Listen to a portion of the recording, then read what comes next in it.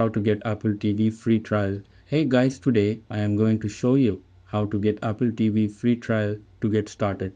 First, you need to open up your preferred web browser. Navigate to the search bar and type Apple TV. Click on the first link to access the Apple TV website. Once on the page, look for the option to start a free trial.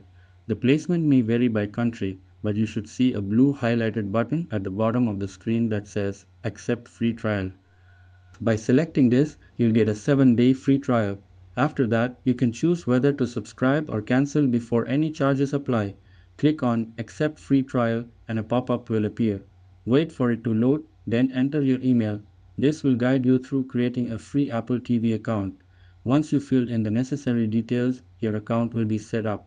Now you can explore Apple TV Plus free for 7 days. This offer is available to new subscribers only.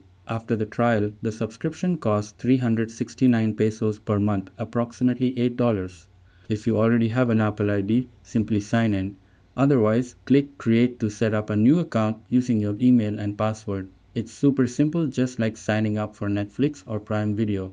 Once you're done, they'll send a confirmation email. Click the link, verify your email. That's it, and thanks. I will catch you all in the next video.